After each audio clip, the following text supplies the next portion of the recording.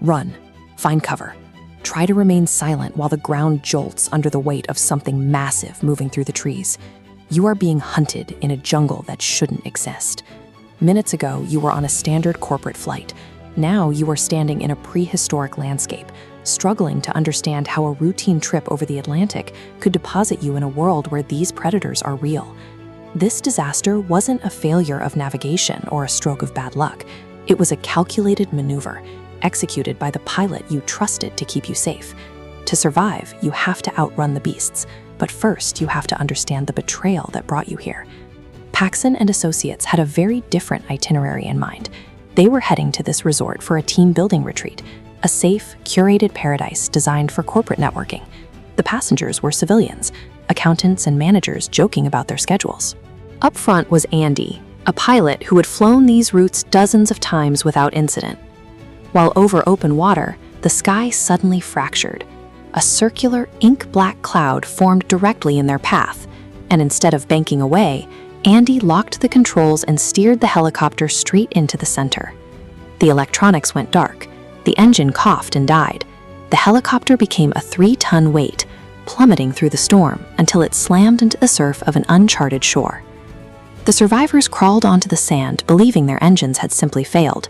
But back at the horizon, that black cloud sat motionless, the deliberate destination Andy had chosen for them.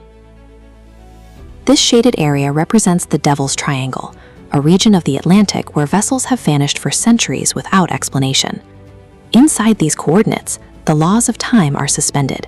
There is no tomorrow, only a permanent today that renders GPS and radio communication completely useless. This temporal trap has allowed an impossible ecosystem to thrive, one populated by giant, anomalous fauna that view anything moving as prey. Survival depends on Isaac, a passenger whose background in combat medicine in Iraq is the only thing keeping the group from succumbing to their injuries in this hostile environment. The island functions as a perfect holding cell, governed by physics designed to ensure that anyone who enters never finds their way back out. The corporate team believes they are the only humans on the island until they are intercepted by a unit of armed soldiers. These soldiers are part of Operation Devil's Triangle, Mission A740. They were sent here to investigate regional disappearances, only to be swallowed by the same anomaly they were studying. The unit is in a desperate state. They have an aircraft, but it is currently a mechanical shell. They have the parts to fix it, but they have no one left alive who can fly it. This was the moment Andy was waiting for. He didn't crash by accident. He used his passengers as a human shield to penetrate the storm's perimeter and reach this specific group.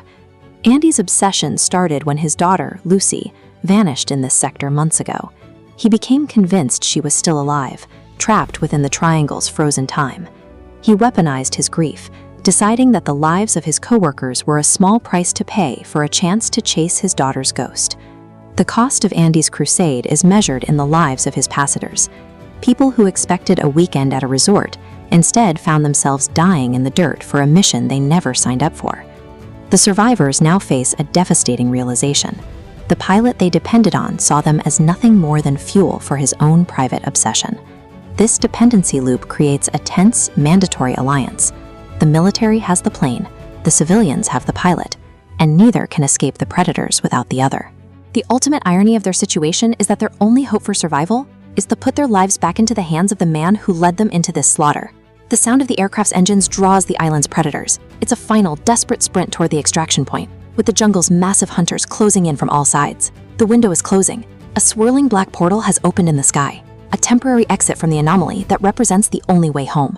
The extraction is a high-stakes gamble, hoisting them over the turbulent Atlantic as the helicopter fights the anomaly's grip to reach the portal before it collapses. The predators within the triangle are a force of nature, but their hunger is honest. The lasting devastation was caused by the pilot's silence, a private obsession that transformed a simple team-building trip into an offering.